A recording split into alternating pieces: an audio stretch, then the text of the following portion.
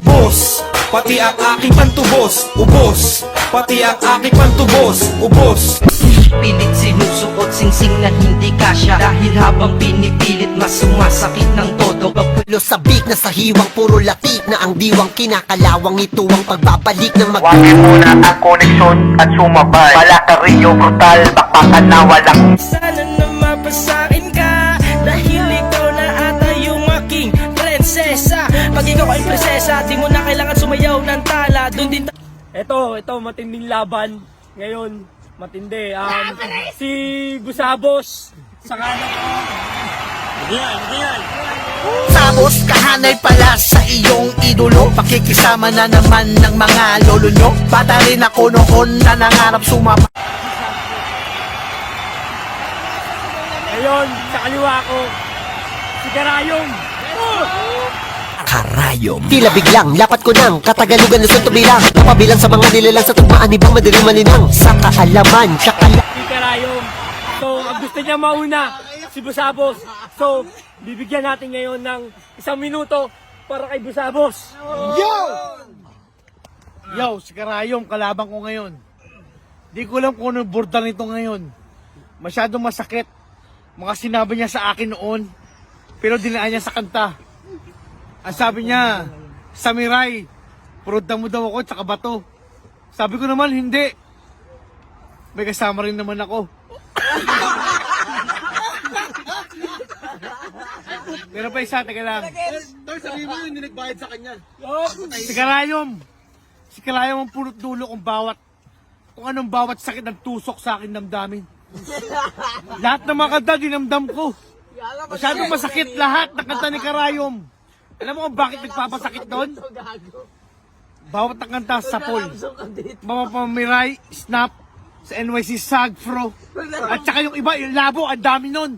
Hindi ko na alam kung ilan doon. Nakakagigil.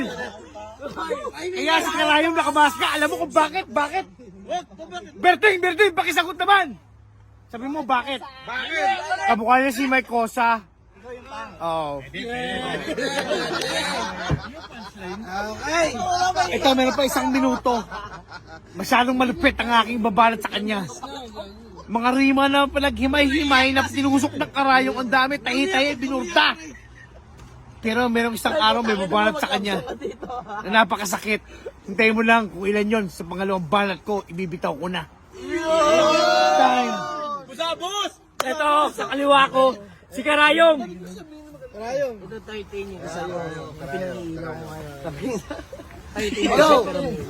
Sabi niya sa akin, kamukha ko daw si Mike Cosa. Pare, okay lang yun. Tangina yung mukha nito, mukhang pagod, pero nagbabakasyon. Mayaman ka pala! Masaya naman kasi nandito tayo sa New York City. Tapo. Kaso bigla ngayon, yung hangin nag-iba. Masyadong malinis, masyadong matilasay, napakasarap. Kaya naman parang yung pagkain natin binudburan ng magic. Sarap! Nagits na kagad bawat tugmaan na binibitawan ni Yom Kara. Kaya naman tayo dito walang bias. Nandito tayo walang doble kara. Tuloy-tuloy lang mga banat. Hindi tayo pwedeng ma-choke kasi di tayo sakto, lagpas pa sa coke. Para sinulat mo yun! Freestyle yun! Para hindi ko sinulat. Hindi rin yung freestyle. Sadya lang lumabas sa aking utak. Medyo nawarak pero okay lang. At least yung kalaban ko ngayon, konting nalalamutak.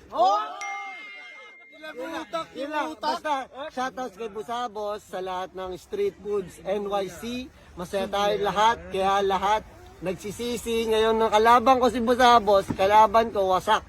Wala tayong magagawa, tinapat siya legit yung wak. Hoy! Napakaganda ng laban. Ito ngayon. Tangina, napakainit. So, lahat naging init. Gusto lahat sumagot. Yung mga sagot. So, ngayon ito ngayon.